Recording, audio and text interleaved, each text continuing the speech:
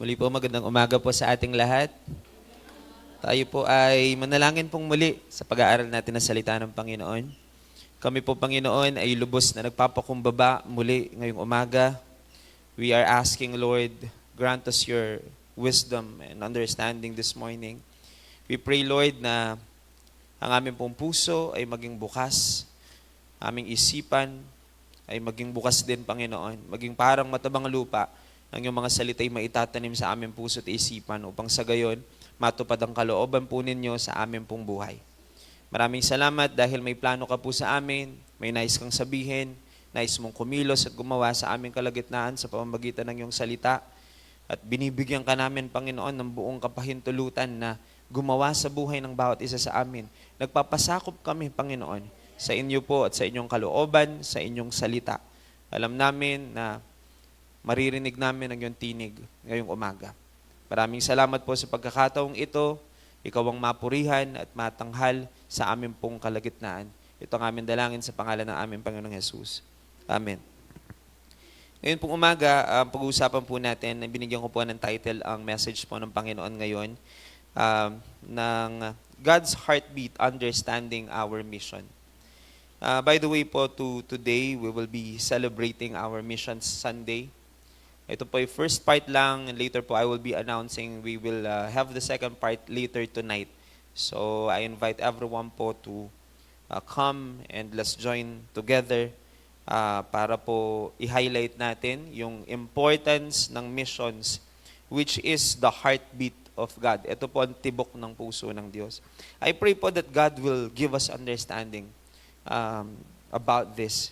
Napakahalaga po nito na maintindihan natin at maunawaan natin. At ang church pong ito, we believe na meron tayong bahagi sa paggawa at pag-accomplish ng mission iniwan ng Panginoong Jesus para sa atin. Naririto po ako ngayong umaga upang ibahagi ang mga inilagay ng Diyos sa aking puso. I would just like to share it to you. And I pray that the Holy Spirit will move so that everyone po will understand fully yung kung ano ang sinasabi ng Panginoon para sa atin ngayong umaga. Nais ko pong magsimula muna at mag-umpisa sa isang tanong. Meron po akong slide dyan eh. Lahat po siguro mababasa natin yan, heaven. Magsisimula lang po ako sa isang tanong na pwede po bang magtaas ng kamay yung mga gustong makapunta sa langit? Ayan. Yung pang ibang hindi nagtaas, huwag po kayong matakot. Di ko po tinatanong kung sinong gustong mauna. Ang tinatanong ko lang po kung sinong gustong makapunta doon. No? I believe po all of us will answer yes to this. And heaven is not just a fantasy. It's not just a word na kinreate ng utak ng tao, isip ng tao. Ito po ay totoong lugar na sinasabi ng Biblia. If you believe in the Lord, you know, and we know deep in our hearts that heaven is a real place. It is called the kingdom of God. It is called yung pong house of our Father. Ayan, sa book of John, tinawag po yung tahanan o kung saan namamalagi ang ating Diyos. But heaven is real because that's what the word of the Lord tells us. If you are Christians and if we believe in what the Bible tells us, ibig sabihin, dapat naniniwala tayong walang duda na may langit. At yan po ang pangarap natin na lugar na mapuntahan, hindi po ba? There are a lot of people, they are dreaming to go to certain places here on earth, pero wala pong ibang gaganda pa doon sa lugar na inaasam-asam nating lahat na mapuntahan. But not just because of the place, of the beauty of the place. Dinidescribe yan ng Biblia, though very very little ang description ng Bible. We know little things about heaven because the Bible tells us or describe, ang Bible po dinidescribe yan ng kakaunti. Like for example, we know na may pavement na ginto, mga ganun po, no? We know that there is no night there, walang gabi, walang dilim. Alam po natin na the Lord will wipe away all our tears, wala ng pain, walang sorrows. Yan ang description ng Bible. We will see angels. All of Christians na nauna na sa atin, tayo, na papunta pa lang doon ay one day po ay magsasama-sama at sama-samang pupurihin ang Panginoon, hindi lang isang araw, kundi panghabang panahon. That's what the Bible, little things that the Bible tells us about heaven. But heaven is more than that. It's more than a beautiful place. It's more than yung mga description na nagniningning siguro po doon, o lahat ng yan na iniisip natin, o yung lugar na kung saan di na tayo magugutom, di maghihirap, di na tayo kailangang magtrabaho para may makain lang, yung mga ganun po. No? Pero heaven is more than that. Kasi po, kung yan po ay lugar lang na maganda, kaya gusto mong puntahan, palagay ko po mababaw ang ating pong motivation. Because for me, heaven is, yes, it is a beautiful place, but heaven will not be heaven if the Lord is not there. Para po sa akin, ang pinaka-prize natin is to be with the Lord. Not just of the beautiful place. Heaven is heaven because God is there. Yung pong Diyos na pinaglingkuran natin ng mahabang panahon, nandun kasi siya. Kasi po, kung magandang lugar na lang yan, pero wala ang Diyos at di ko makakasama ang Diyos, I will not call that heaven. So it's more than a beautiful place or yung pong gold pavement, yung gintong daan na sinatawag ng Bible, o yung magagandang tanawin siguro doon at lugar. More than the experience of a beautiful place, I want to experience yung presence ni Lord. At alam ko po, nararanasan natin ang Panginoon dito sa lupa. Pero iba kapag nandun na tayo. Yung fullness ng glory ng Panginoon, makikita po natin. At yung pong worship na purong-puro mararanasan natin. Most of the time, we are overwhelmed when we worship the Lord, di po ba? Lalo na kapag bumababa ang presensya ng Panginoon.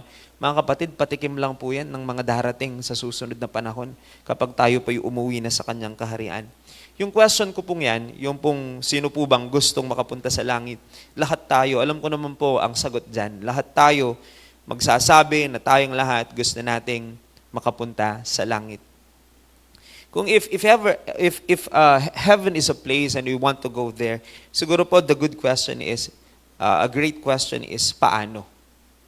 Nasaan ba yun? Paano ba makapunta doon?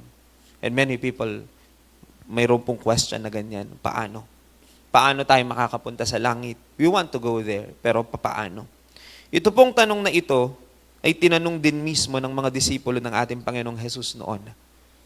Kaya po pabayaan po nating sumagot ang Panginoong Jesus kasi sinagot na yan ng Panginoong Jesus kasi parehong tanong ang tinanong ng mga disipulo. I'm talking about the passage in the book of John chapter 14. John chapter 14 verses 1 to 6. Mababasa po natin ito, konting background lang po about John chapter 14. Nalalapit na po ang pagdakip sa ating Panginoon dito. Kaya medyo nagpapahapyaw na siya ng mangyayari. But the disciples doesn't know na mamatay ang Panginoong Jesus, ipapako siya sa krus, wala silang kaalam-alam. But Jesus is like, parang pinapahapyawan na, naaalis siya, pero hindi nila alam yung full story. Kasi mangyayari pa lang yun. Pero sinasabi na po ng Panginoon dyan na may pupuntahan siya, aalis siya, iiwanan lang sila saglit, at babalik din siya. Yan po ang mga, yung premise po niyan, no? Basahin po natin sa verse 1. Sabi ng Bible sa verse 1, huwag mabagabag ang inyong kalooban. Ang Panginoong Jesus pong nagsasabi nito. Sumampalataya kayo sa Diyos, sumampalataya din kayo sa akin. Verse 2, sa bahay ng aking ama ay maraming silid. Kung hindi ito totoo, sasabihin ko ba sa inyong pupunta ako roon upang ipaghanda kayo ng inyong matitirhan? Verse 3, at kapag naipaghanda ko na kayo ng matitirhan, ako'y babalik at isasama ko kayo upang kayo'y makapiling ko kung saan man ako naroroon. Verse 4 po, at alam na ninyo ang daan patungo sa pupuntahan ko. Ibig sabihin po, nakukuha po ninyo sinasabi ng Panginoong Jesus dyan, may sinasabi siyang may pupuntahan siya. Pupunta daw siya sa tahanan ng kanyang amay, paghahanda daw sila ng matitirhan, pagka ready na, babalik daw siya. Yan po ang sinasabi ng Panginoong Jesus dyan, no?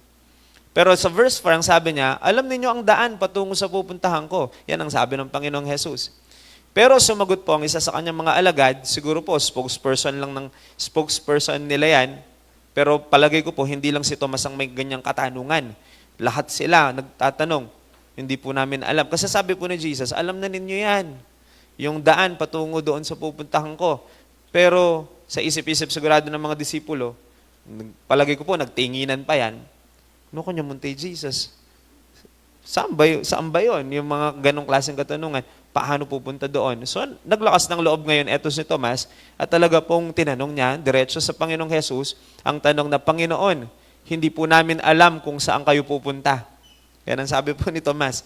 Palagay ko po, that's a genuine question. Hindi yan papiloso po o para tutulan yung sinasabi ng Panginoon na alam na ninyo, sabi ng Lord, ne? Tapos sabi po ni Tomas, Lord, hindi namin alam. Yun po ang sabi niya. Panginoon, hindi po namin alam kung saan kayo pupunta, paano namin malalaman ang daan? That's the question. Kasi parang sinasabi po ni Tomas, gusto rin namin pumunta dyan. So pupuntahan ninyo. But the question is, paano po namin malalaman ang daan? Nasaan yung daan? Yung ganun po. Hinto lang po ako ng konti. Paki-adjust yung mga aircon. Nakikita ko yung nadarama ko po yung nadarama ninyo. Kaya papa-adjust ko po ng konti yung mga aircon natin. Ayan. Okay po, tuloy na tayo. Binasa ko lang po yung pundasyon ng ating pong pag-uusap ngayon. So, marami po tayong pwedeng matutuhan po dito. At actually po, yan lang, pwede na pong mabuo ang isang full-blown sermon dyan eh. Sa mga talatang yan, no? Hanggang verse 6. Pero that's verse 5. So, yan po itanong na hindi po namin alam kung saan kayo pupunta. Paano namin malalaman ang daan? It's like asking the Lord na, saan po yung daan? Ano yung daan? Papunta doon. Tapos sumagot ang ating Panginoon in verse 6, one of the most famous verse in the book of John. Sumagot ang ating Panginoong Jesus, ang sabi niya, ako ang daan, ang katotohanan at ang buhay. Walang makakapunta sa Ama kundi sa pamamagitan ko. O, baka po ang English version niyan, ang alam po ninyo. Sabi ni Jesus, I am the way, the truth, and the life. No one can come to the Father except through me. Alam ko po, one of the most famous verses po yan in the book of John. Pero gusto ko pong maintindihan ninyo na ang sagot o yung verse na yan na sinagot ng Panginoong Jesus ay nanggaling sa isang legit na question. Yung katanungan na nagtatanong kasi ang mga disipulo kung saan yung daan papunta doon sa pupuntahan daw ng Panginoon. At kapag binasa po natin yan at iisipin, saan ba pupunta ang Panginoong Jesus? Ang sabi po niya sa mga talatang binanggit natin, sa tahanan ng kanyang Ama. Ito yung sinasabi ko pong hindi pa siya naipapako, nagpapahapyaw na siya ng konti, na uuwi na siya at babalik sa langit. Pero sinasabi po niya, doon sa pupuntahan ko, which is bahay ng kanyang Ama, I call that heaven, ay malawak, na kasya tayong lahat. At ang sabi po niya, ipaghahanda daw sila ng matitirhan. And I believe that's true, no? Sa atin pong lahat ay pinaghanda tayo ng Panginoon ng matitirhan doon. Kung wala po kayong sariling bahay at lupa dito, mga kapatid, huwag na natin pag-agawan ng mga lupa-lupa dito.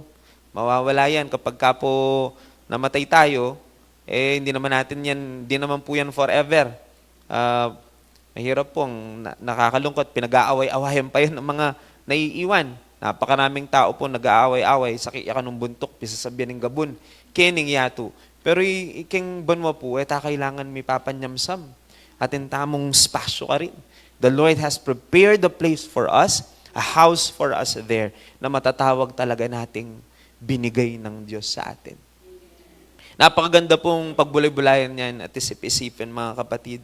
3 bagay po ang pwede nating i-highlight dyan. Unang-una, ang katotohanan na may langit. Meron pong isang lugar na tinatawag na tahanan ng Ama. Ayan. And I believe that's heaven. The truth na mayroong langit. Pangalawa po, yung katotohanan na gusto ng Diyos na tayo din ay makapunta doon sa kanyang pupuntahan. Yan ay katotohanan ng sinabi din po sa mga talatang binasa natin. It is that, tinanong ko po kayo kanina kung gusto ninyong makapunta sa langit, tama po ba? Sagot niyo, oo. Pero dito po sa binasa natin, hindi lang ikaw, bago mo pa ginustong makapunta ka sa langit, ginusto na ng Panginoon para sa iyo at para sa akin yan. In the beginning, since nung ipinanganak pa lang po tayo, nagnais na ang Panginoon na makasama kanya balang araw sa kanyang kaharian. So para po malinaw, nais ng Panginoon na ang lahat ng tao ay maligtas at makasama niya doon sa kanyang kaharian. nais ng Panginoon. I'm just trying to, content disclaimer lang. Hindi ko po sinasabing lahat ng tao mapupunta doon. Ang sinasabi ko lang po yung naisin ng Diyos. In fact po, that's the reason why He died on the cross. Kasi po, lahat gusto niyang maligtas. Pero hindi lahat ay tatanggap doon sa kanyang ginawa. Pero kung nais ng Panginoon ng pag-uusapan, nais niya, ang gusto ng Diyos, sinabi nga po doon sa binasa natin, ang gusto ko kung saan ako, doon din kayo. That's the quoted word from the mouth of Jesus. That's number 2, yung desire ng Panginoon na tayo makapunta doon sa kanyang kaharian. At yung pinaka maningning na katotohanan na makukuha po natin dyan, walang ibang daan papunta roon maliban sa ating Panginoong Jesus. Amen po ba? Dapat po wala nang lituhan sa atin yan, mga kapatid. Panalangin ko po, malinaw na sa atin yan, na ang kaligtasan, ang pagpasok natin sa langit, tanging daan ay Panginoong Jesus. Wala nang iba. Hindi relihiyon, hindi po mabubuting gawa, hindi kung anumang bagay. Ang Panginoong Jesus, ang tanging daan papunta sa kaharian ng Diyos. Heto din po ang dahilan kung bakit nagkatawang tao ang Panginoon. Namatay siya sa krus ng Kalbaryo. Bakit? John 3:16, ang sabi po ng Bible, upang di tayo mapahamak, kundi magkaroon ng buhay na walang hanggan. Sabi ng Bible, sapagkat daw po mahal ng Diyos, tayo po, for God so loved the world. Yan ang sabi sa English translation. He gave His one and only Son, that's Jesus. Whoever believes in Him shall not perish but have everlasting life. Bakit daw po? Upang di tayo mapahamak, kundi magkaroon ng buhay na walang hanggan. At ang buhay na walang hanggan na yan, mga kapatid, saan po ba natin gugugulin? Kundi sa kaharian ng Diyos. Hindi naman po dito sa lupa. Yung buhay na walang hanggan. I-enjoy natin ang everlasting life doon sa kaharian ng ating Diyos. And that's the good news. Ang tawag po natin dyan ay mabuting balita. We call that good news. Yung pong mabuting balita na He already made a way for us. Dati po, imposible tayong makapasok sa kaharian ng Diyos dahil po sa ating mga pagkukulang at kasalanan, pero gumawa ng paraan ang Diyos. Gumawa ng daan ang Diyos. Pero to be specific, yes, He made a way, but He became the way. Siya mismo ang naging daan papunta po doon sa ating kaligtasan. I call that good news. Ewan ko po kung may mas gaganda pang balita kaysa sa balita ng kaligtasan sa pamamagitan ng ating Panginoong Jesus. Ito po ang pinakamabuting balita na kailangang marinig ng bawat tao. Nais po ng Diyos na ang lahat ay maligtas, kaya kailangang ipamalita natin ang mabuting balita ng kaligtasan sa pamamagitan ni Jesus na ating daan.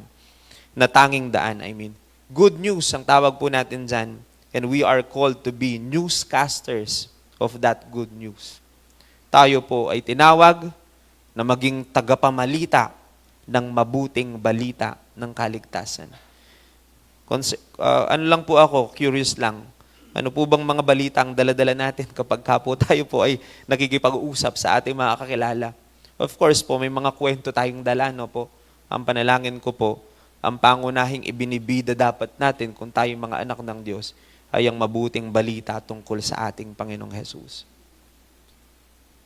Alam po ninyo, yan po ay importante pa sa pinaka-importanting balitang pwedeng marinig. That's the most important message or news ng lahat ng tao ay dapat mapakinggan. At mga kapatid, dito ko po i-connecta yung ating pong title kanina. Ito po kasi ang mission natin. Na tayo po ay tinawag upang maging tagapamalita ng mabuting balita ng kaligtasan. Ito po ang mission natin. Ayaw po natin na tayo-tayo lang ang may alam ng mabuting balita.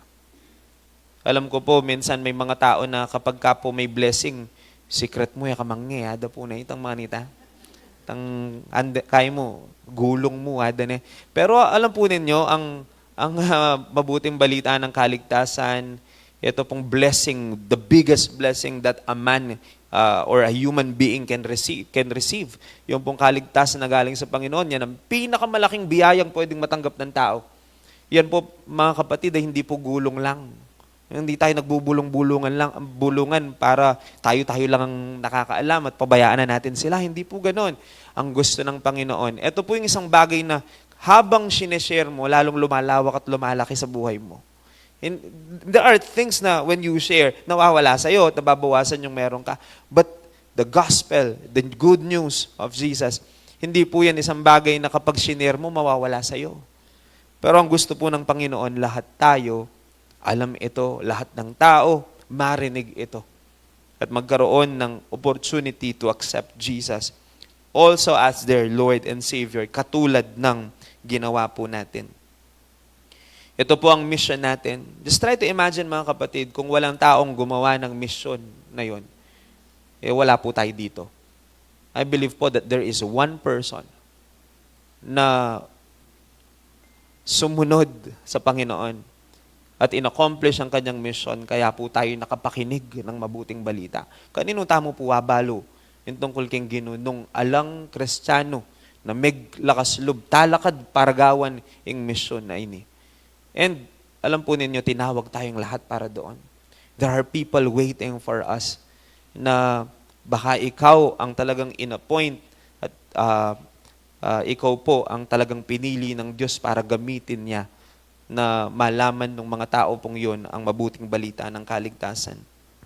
Alam ko po, mga kapatid, masaya po sa langit, kaya gusto natin pumunta doon. In fact, wala ng pain and sorrow, sabi ng Bible doon. So ito po ay lugar na talagang napakasaya na lugar. Ngunit hindi po ba mas magiging masaya at ganap ang ating kagalakan kung makakasama natin doon ang ating mga mahal sa buhay, ang mga kaibigan, kakilala? Hindi po ba mas magiging masaya kung marami tayong nandoon? The more the merrier, ika nga. Hindi po ba nakakalungkot na napakaganda ng lugar at napakalawak pero kukunti lang ang tao? And the heart of the Lord is this, fully occupied ang heaven. Kasi po napakalawak ng langit para sa atin. At yan po ang nais ng Panginoon, ang vision ng Diyos. Of course, we are talking about our mission. At may kakambal lagi yan, yung vision na tinatawag. Marami po di gumagawa ng mission because they are not caught by the vision. Hindi nila nakikita yung gustong makita ng Panginoon. Hindi natin nakikita yung gustong ng Panginoong makita natin. And ang vision po is heaven filled with people worshiping the Lord. Today, napakarami pong tao ang kakasya pa dapat doon. Pero naghihintay lang po ng pag-share ng mabuting balita ng kaligtasan. Hindi po maaaring pag-usapan, mga kapatid, ang mission without talking about the Great Commission. Kasi po ito ang ugat at pundasyon ng lahat. If we will be talking about this mission, ang mission natin na ibahagi ang mabuting balita ng kaligtasan sa pamamagitan ng ating Panginoong Jesus, hindi natin pwedeng tanggalin sa usapan ang Matthew 28 verses 19 and 20. Alam ko po na ilang beses na ninyong nabasa siguro yan at narinig, pero balikan lang natin kasi itong pundasyon at ito po ang ugat ng mission na pinag-uusapan natin. Matthew 28 verses 19 and 20. Sabi po ni Jesus, by the way po, Matthew 28 verses 19 and 20, ito po yung, sabihin nating, patawag po ba nating huling habilin yan? Pero habilin ng Panginoong Jesus bago siya umakyat sa langit. Ito po'y tapos na yung pagkapako niya sa krus at pagkabuhay na magmuli. So nang siya po ay mag-a-ascend na, aangat na, at babalik na sa kaharian ng Diyos, ito po ang kanyang sinabi sa kanyang mga tagasunod. Hindi lang po yung 12 disciples ang nakapakinig nito. Okay po, mga tagasunod ng Panginoon, marami pong nakapakinig nito. Ang sabi ng Panginoong Jesus, therefore, go and make disciples of all nations, baptizing them in the name of the Father and of the Son and of the Holy Spirit, and teaching them to obey everything I have commanded you. And surely I am with you always to the very end of the age. Ito po ang blueprint ng mission natin. We call it the Great Commission. This is the mission of Jesus passed to us, pinasa sa atin. Ito po ang dahilan kung bakit siya namatay sa krus ng Kalbaryo, nagkatawang tao para sa atin, para tubusin ang ating mga kasalanan at pakagawa ng daan. Siya mismo ang naging daan ngayon, papunta po sa kaharian po ng Panginoon. Pero pansinin po ninyo, we are mandated. Pag sinabing mandated, utos yun eh. Hindi siya pakiusap. Ibig po sabihin, inaasahan ng Diyos na gagawin natin ito. Ano po ang pamanhik ng Diyos sa atin? Ang sabi ng Panginoong Jesus, we are mandated to go. Humayo. Go and make disciples. And then we are also commanded to teach people the commands of the Lord. Ginagawa po na ba natin mga kapatid? Lalo-lalo na po sa ating mga anak, sa ating mga kapamilya, tinuturo ba natin ang mga commands ng ating Panginoong Jesus? Baptizing them in the name of the Father and of the Son and of the Holy Spirit.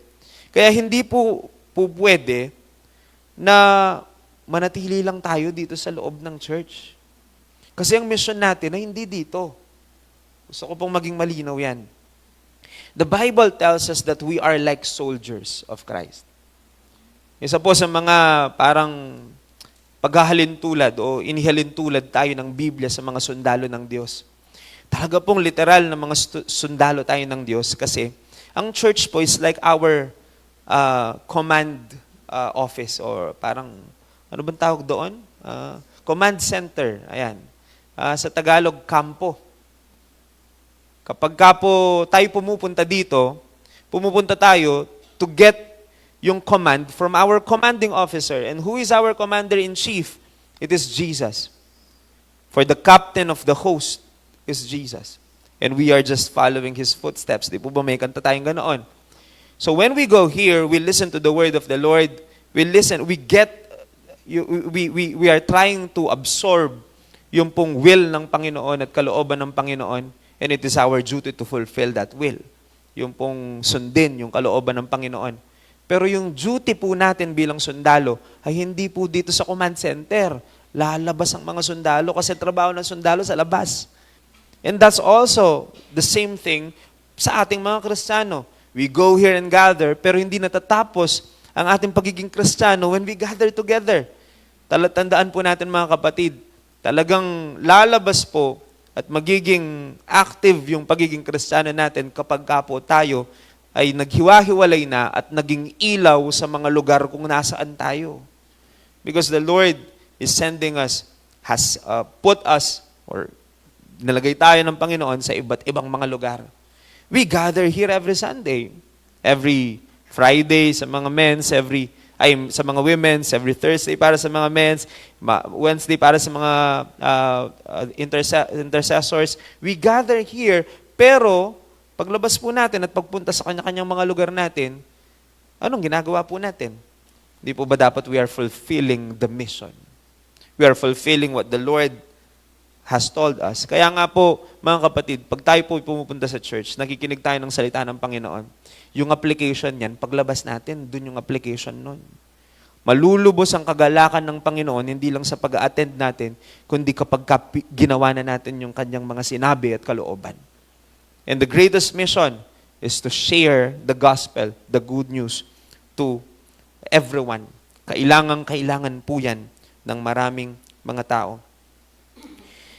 Hindi po pwede na dito lang tayo.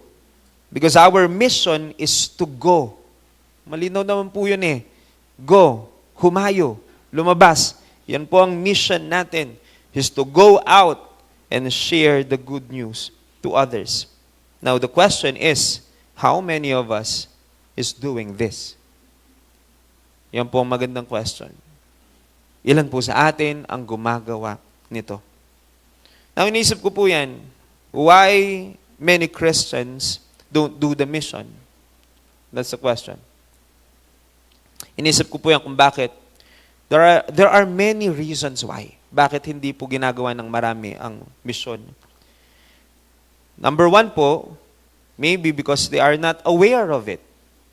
Kaya nga po, we are trying to share and preach what the word of the Lord tells us. Kasi po, nasa Biblia po talaga that we are commanded to do this.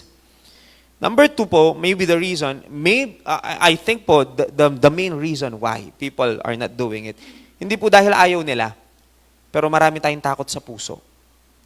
Maybe because we are overwhelmed by the gravity or by yung pong extent ng mission. Napakalaki ng mission eh.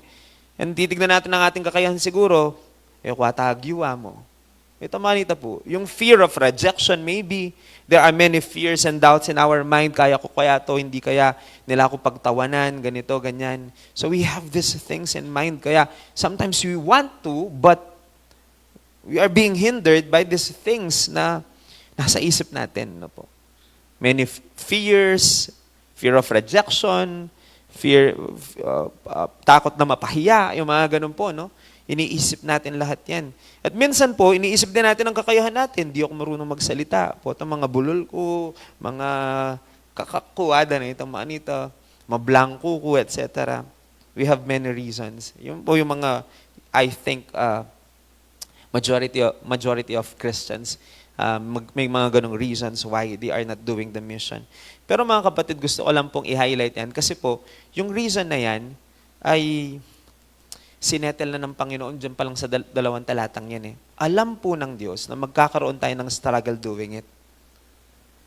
Nang sabihin pa lang po ni Jesus yung mission, at the back of the mind siguro po ng ating Panginoon, alam niyang magkakaroon ng struggle. Alam po niyang mahihirapan, mag-iisip tayo, marami tayong takot sa puso. Kaya nga po yung dulo, sinettle na niya yung mga reasons na yon. Ano po bang panlaban natin sa mga reasons na yun? Yun po yung nasa dulo, may pangako ang Panginoon dyan eh. Alam kasi ng Panginoon, matalote la rendakal. Kaya nga po, ang sabi ng Panginoon, ito ang misyon, ano? Tapos akagit mo po siguro ring lupa na rin, kay. Kung migagana ka ng Lord, kapampanganan kayo po ba, anta, ayintindihan niya. Huwag kayong mag-alala, ang sabi ng Panginoon, surely I am with you always. Alam po ninyo ang reason kung bakit nangangamba tayo at natatakot madalas? Kasi akala po natin, mag-isa nating gagawin ang misyon. Kasi po kung mag-isa naman talagang gagawin mo, tapos napakalaki ng gawain, mag-isa ka lang, hindi po ba talagang matatakot ka? Pero sabi po ni Jesus, hindi mo mag-isang gagawin yan. Partner tayo, ng Jesus. Sasamahan kita. Yan ang sabi po ni Jesus. And I think that will parang eliminate yung ano po bang tawag dito, yung premise na hindi natin kaya kasi malaki masyado yung mission. So, I think yung argument na yon, yung mga takot natin, nakakancel yung argument na yon because of this particular promise na hindi mo kailangan matakot, mangamba, kasi siguradong kasama mo ko. Yan ang sabi po ng Panginoon. The mission po was destined to be done in partnership with the Lord. Ang mission po, hindi nakadesenyong gawin mag-isa ng tao. Nakadesenyo ang mission gawin in partnership of the Lord. Dapat nandoon ang Diyos. Hindi mo talaga magagawa yung mag-isa. Alam ng Diyos yan. Kaya sinabihan po tayo ng Diyos na kung gagawin mo ang mission na ito, if you will share the good news to others, kasama mong sigurado ang Diyos doon. Walang pagsala. Hindi natin nakikita ang Diyos, pero it doesn't change the fact na sasamahan ka niya. Kadalasan po kasi minsan gusto natin, nakikita natin, ano po. Pero the Lord is assuring us na kasama po natin siya. Madalas nangangamba tayo, natatakot tayo dahil akala natin tayo lang at mag-isa lang natin gagawin. Nakakalimutan po natin ang sinabi ng Diyos na sasamahan niya tayo. Naalala ko lang po sa eskwelahan nung ako'y estudyante. There are projects and school requirements na napakalalaki na malulula ka talaga eh. Ang pinaka kinatakutan po namin dati in engineering, no po. Alam ko po, there are many subjects na mahirap. Pero talaga pong sa utak ko, ang pinaka kinatatakutan ko is yung thesis. Yan ang kinatatakutan ko sa lahat. Nang papunta na po kami ng 5th year noon. By the way, 4th year pala. 4th year po is the written, yung paper na thesis. Tapos 5th year naman yung paggawa o yung prototype nun. No? Kailangan maipasa mo muna yung paper works, mag-defend mo yon, tapos gagawin mo siya. Kasi po sa mechanical engineer, kailangan ng prototype. Hindi lang ang thesis namin, hindi po siya papel lang. Kailangan namin siyang gawin. Makina po yung mga ginagawa namin. So, talagang kinatatakutan ko po yun. Bukod sa, alam ko pong resources namin is very limited because hindi naman po ako nakapag-aral noon dahil po mayamang kami. Scholarship lang po ang reason. So, it is the Lord. No po. In fact po, hindi ko man kilala yung mga nagpaaral sa akin. Noon, hindi ko alam kung isang tao siya o o maraming tao o kumpanya. But the Lord made a way. Pero bukod po doon sa gastos, natatakot ako kasi alam ko kakayahan ko. Kasi po, I'm a full-fledged pastor that time. So, just try to imagine the time limit na meron ako. Yung hindi katulad ng ibang mga classmates ko na sobrang dami ng oras. Iniisip ko po lahat ng yan. Kaya natatakot ako. Tsaka ang task napakalaki. It seems parang kung ba malulusutan ito, yung nasa isip ko po. Pero nang sabihin nila na grouping si Kanu, medyo napansin ko po, medyo nawala yung takot ko. Kasi po kung iisipin ko, gagawin ko yung mag-isa, nakakatakot, malaki yung trabaho. Pero hindi po ba napapanatag tayo kapag kaalam nating may kagroup tayo at kasama tayo? Doon lang po sa banyo, di ba? Ayaw po ninyong mag-isa. Gusto nyo may kasama. Nawawala ang takot pag may kasama. Andiyan nga nakya mo pong malating kayabe mo. Lumakad ka kayo dumadalan. Nakantapang na. Andiyan nga nakyang malati. Basta kasi tinggang kayabe. Na po. Parang katulad noon na sabihin nila, groupings. Ayan, medyo groupings naman pala. Yung mga ganun po, no? Iniisip natin, may kahati sa trabaho. Hindi naman pala, okay lang pala. Pero lalo mawawala ang takot kapag nakagrupo mo pa po yung pinakamagaling sa klase. Ako po balo nung mga takutan ka pa kanito. Grupo kayo kaya mo.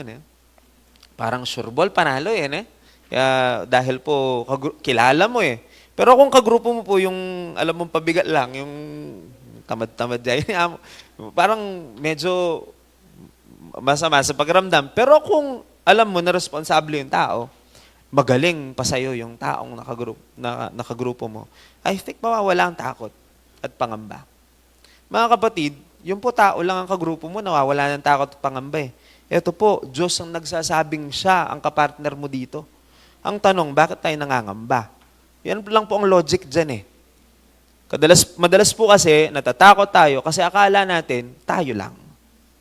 Pero gusto ko pong maintindihan ninyo yung kung ano ang bigat ng kahulugan nung sabihin ng Panginoon na sasamahan niya tayo. Mga kapatid, hindi po tao sasama sa atin.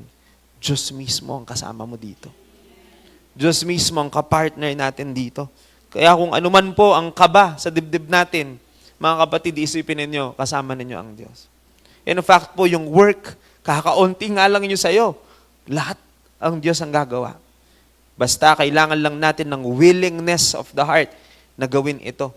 Kailangan mo lang magdesisyon, Lord, mahal kita, gagawin ko to para sa'yo. And you will find out na yung mga weaknesses sa isip mo na akala mo hindi mo kaya, lahat ng yan, gagawa ang Panginoon ng paraan. Ang Panginoon ang gagawa para po ma-accomplish natin ang mission na ito. Kapartner natin ang Diyos. Tapos gusto ko pong i-highlight yung, hindi lang po niya sinabing, I am with you, always, Yung always po, ibig sabihin lahat ng panahon at pagkakataon. Yung pong always, no? Bukod po sa I am with you always, ginamit po niya yung surely. Alam po ninyo yung surely, ang root word na sure. Sabi ng Lord, sure na sure gano. Ang tao po, pag sinabing sure, hindi ka sure Ang sigurado ng tao, siguro lang yun Ito pong ating mayunutang, sabi na, bukas na mo sure na ay ka rin sure, po. Kasi po pag tao, pag nanigurado, hindi ka sure doon. Lagi pong siguro ang sigurado ng tao, pero pagkasi ang Diyos ang nagsabi, at sinabi mismo ng Diyos na, eto sinisiguro ko sa iyo. Tandaan po natin mga kapatid, kung ang Diyos mismo ang naniniguro sa atin. At sinabi niyang, surely yan ng Lord, hindi yan papalya. Siguradong tutuparin yan ng Diyos at mapangyayari yan, sigurado. Iba po pag ang Diyos ang nagsabi, pag siya ang nagsabing sure, sigurado po yan. Sasamahan niya talaga tayo. Now, balik lang po ako sa mission. The mission is reaching people for Jesus. Reaching people to share Jesus is our mission. But if we will read it again, doon po sa kanina, tignan po natin, yung make disciples and baptizing them in the name of the Father, of the Son, and of the Holy Spirit, teaching them to obey. Pero mayroon pong word na gusto ko i-highlight dyan yung verse 19 po. Therefore, go and make disciples. Pero, dito po nakakatakot at nakakalula yung mission. Kasi mayroon po siyang word na all nations eh. Nabasa po ninyo yun? Go and make disciples of all nations. Hindi po pala siya, mo pala Santa Cruz. Mo po pala national, Pilipinas. International siya. All nations. We are commanded to go and make disciples of all nations. Ito po ang sinasabi ko, kapag ka po talagang binasa natin, ma-overwhelmed ka eh. Especially po, we know our limitations as men. Hindi naman tayo makakapunta sa mga ganong klaseng lugar. Dito nga lang po sa Santa Cruz. Ako po, marami pa po akong sulok na Santa Cruz, di ko pa napupuntahan eh. Meron pa daw dun sa dulo eh. Kita po ka ng dulo. Santa Cruz lang po yan. In fact po, Santa Cruz po ata, kung di pinakamalaki, isa sa pinakamalaking barangay po ng Porac. No? Pinakamaraming botante, yan po ang alam ko. Yung Santa Cruz, kaya gustong-gusto nilang makuha yung Santa Cruz eh. Pero bukod po doon, pag-usapan natin yung mission natin. Santa Cruz lang po eh. Pero iisip natin, malaki na. Pero the mission is more than this. Malawak siya. Kaya nga may tinatawag po tayong local missions and we have what we call international missions. Local missions is when we here, locally, do the mission. Pero internationally, yung pong all nations, kadalasan po, we are limited. Number one, by finances, capabilities, time, maybe strength. Mga senior citizen po, hindi ko naman po nililimit yung kakayahan ninyo. Makapanukya tapa pong bundok. Paglakad tama pong 5 oras. Just to reach people, of course, we have limitations and the Lord knows that limitations. Pero gusto ko lang po sabihin na the mission is so big. Gusto ko pong makita po ninyo yan. If we will read it, the Bible tells us to go and make disciples of all nations. That's why we have international missions. At alam po ninyo, this church, ang Mighty Warriors Christian Fellowship, believes that we have a part in fulfilling these missions. Not just locally, but also internationally. There are so many people groups po around the world, alam po ba ninyo, that are still unreached. Gusto ko po sabihin sa unreached, never heard the name of Jesus. May mga tao pa po at lugar sa mundo na narinig lang ang pangalang Jesus, hindi pa nila narinig. They are still, a big work to do. Napakarami pong mga bansa na makita po ninyo ang percentage of Christians, 1%, 2%. Ganun lang po yung mga karatig bansa lang po natin yan. Ha? Kaya nga po, sabi ko, napakalaki ng mission na ito. At ang church po natin believes that we have a part in fulfilling this mission. Kahit malaki, mission impossible man sa tingin ng marami, pero we believe that with the Lord, wala namang mission impossible. Yung mission natin is always possible through the help of the Lord. No po? Hindi po lahat tayo makakapunta sa malalayong lugar na yan, yung mga unreached people group. Pero, alam po ninyo mga kapatid, mayroon tayong mga pamamaraan para makibahagi sa gawaing ito. If we cannot go, there are ways on how we can be a part of this particular mission. Number one po sa pamamagitan ng pananalangin. Kaya I urge everyone and I would just like to ask everyone po, if you will be praying, pakisama po ang missions, yung pagbabahagi ng salita ng Panginoon sa malalayong mga lugar. Simple prayer, napakalaki po ng nagagawa.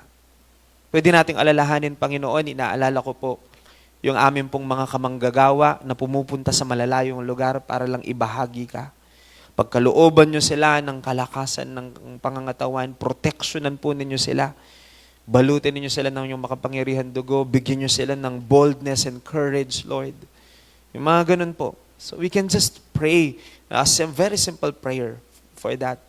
We pray, Lord, na magsibukas ang mga puso ng mga taong ito para kapag po dumating ang mga magbabahagi ng iyong salita, tatanggapin kanila bilang sariling tagapagligtas nila. Those types of prayer, kinalulugdan yun ng Diyos. Hindi man tayo nakakapunta doon, tandaan po natin, our prayers can go anywhere. Ang panalangin po natin, napakaganda po ng konsepto ng panalangin. Galing yan sa Diyos eh. Hindi naman naisip lang yan ng tao. Ang panalangin po is more of a spiritual thing than physical. Physical po natin binibugas ang panalangin, pero ang resulta niyan, spiritual nangyayari. Nakuha po ninyo, dito ka na nagpe-pray, pero ang pinapanalangin mo, pwede nasa Mindanao, nasa Visayas. Pero gagawa ang Panginoon doon. Hindi ka umalis physically, pero your prayers, talaga pong malayong nararating. And even na dito tayo sa Pilipinas, talking about international missions, we can be a part by praying. Sa amin po sa mga intercessors po na kapag nakikita-kita kami ng Wednesday, isa po yan sa hindi namin kinakalimutang ipanalangin, yung mission. Missions. Now, bukod po sa pananalangin, pwede din tayong maging kabahagi sa pamamagitan ng pagbibigay, giving. Na hindi ko po ito sinasabi dahil po kailangan ng Diyos ang pera natin. Tandaan po natin mga kapatid, walang kailangan ng Diyos. In fact, lahat sa Kanya.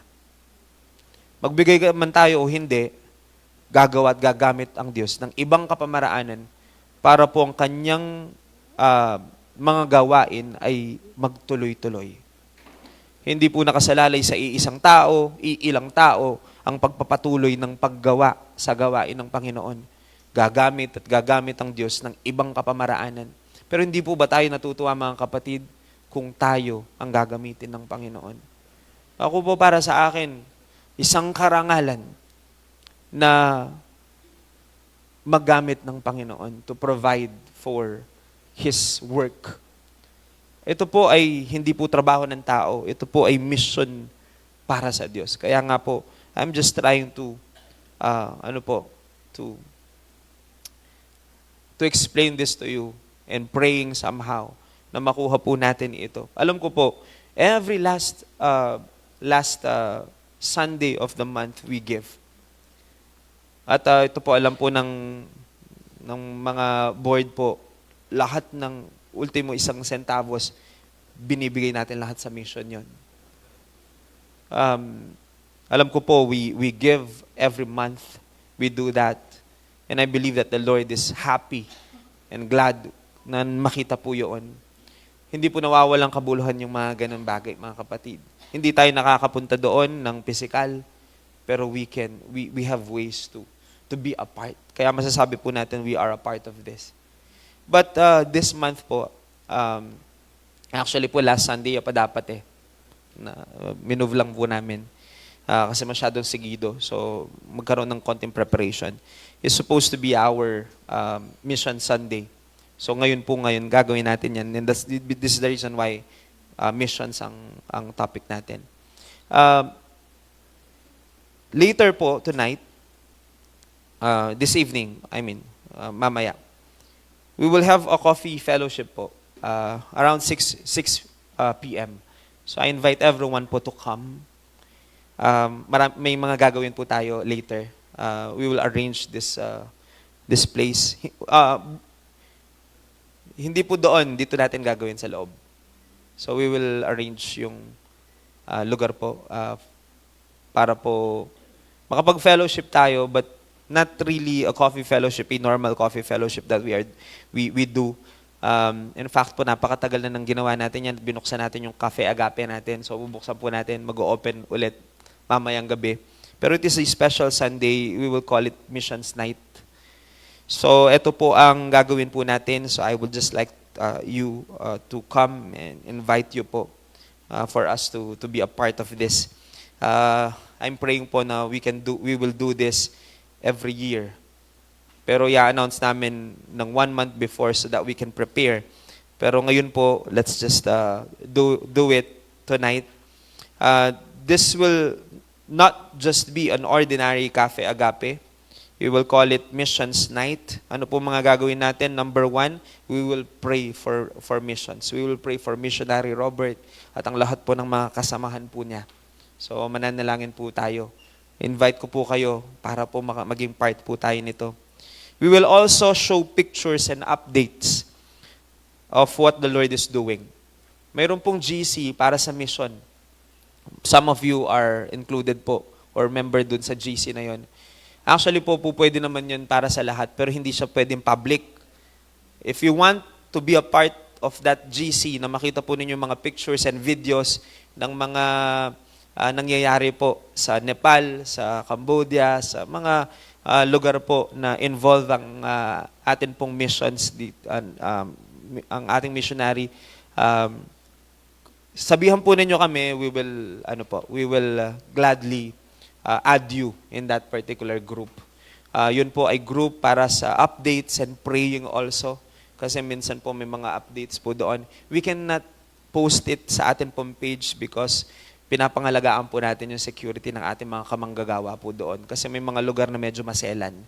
Kaya nga po hindi pwedeng ipakita na nandun sila dahil ganito. Kasi po may mga lugar na hindi po tinatanggap yung pupunta ka dahil missionary ka, dahil po ano ka.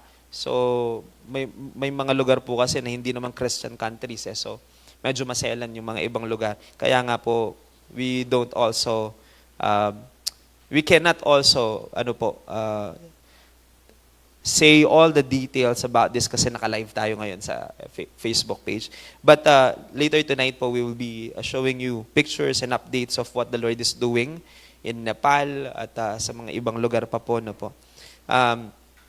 Hindi po namin masasabi nga ang lahat ng detalye ngayon dahil po naka-live tayo. This is for the safety po ng mga kamanggagawa natin. We will also do, ito pong pinaka-highlight, yung ating giving for missions. Now, it's not about the amount. It's about the heart that you want to be a part of it.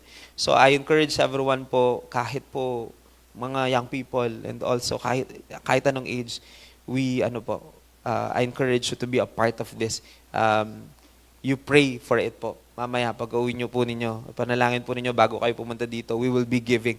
Tayo pong lahat, kasama po kami dyan.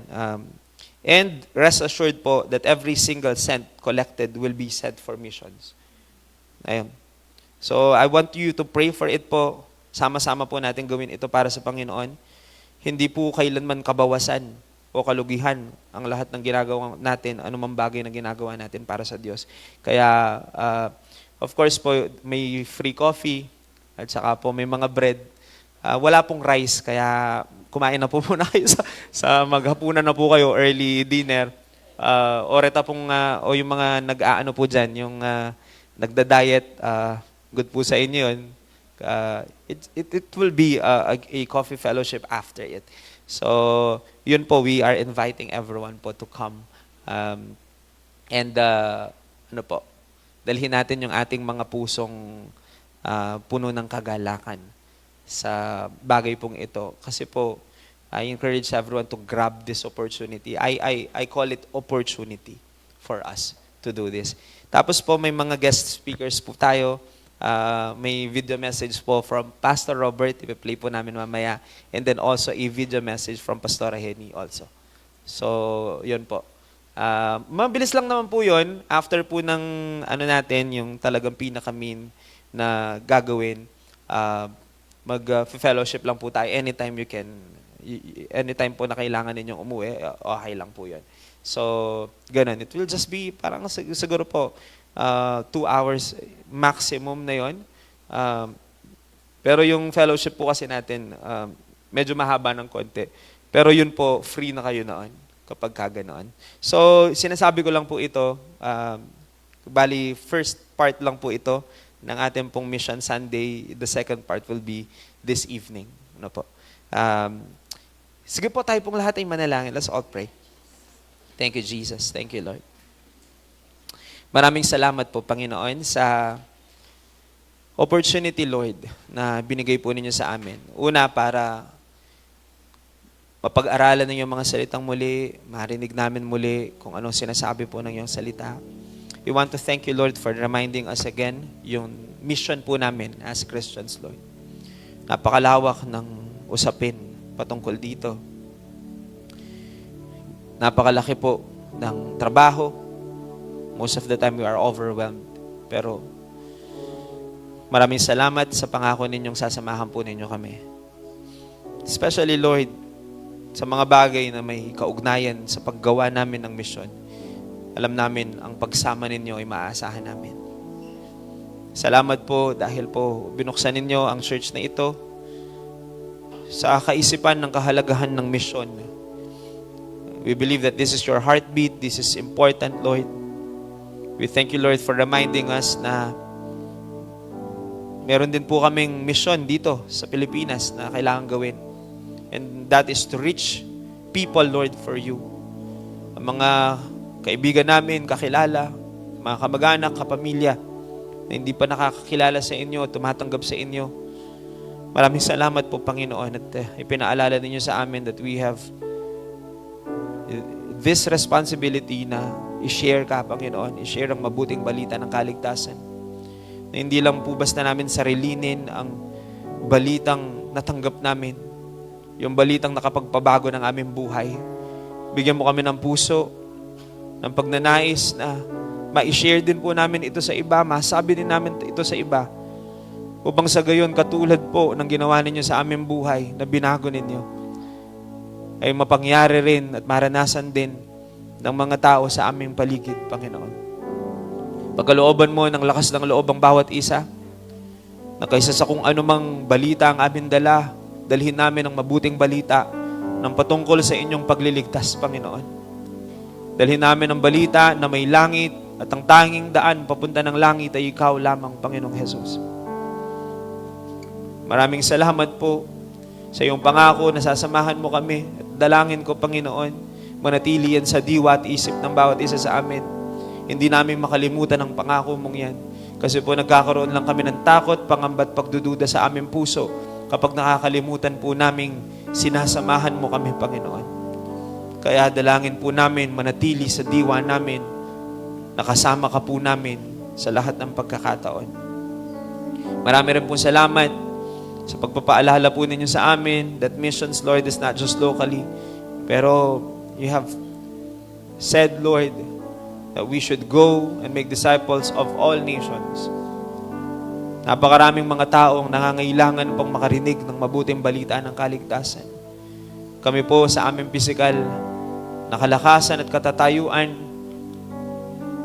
alam po namin, imposible na makalakad kami at makapunta sa mga lugar pong yan, Panginoon, physically.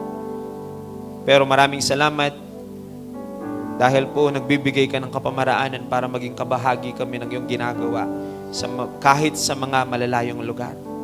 Turuan po ninyo kami at bigyan nyo kami ng puso na manalangin para sa misyon, para sa aming mga kamanggagawang ginagawa po ang utos po ninyo na ibahagi ang iyong salita sa maraming tao.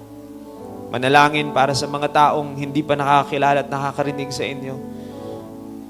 Tulungan po ninyo kami, turuan ninyo kami, Panginoon. Teach us how to pray correctly para po dito. We want also to thank you for reminding us that we can also be a part of this by giving, Lord.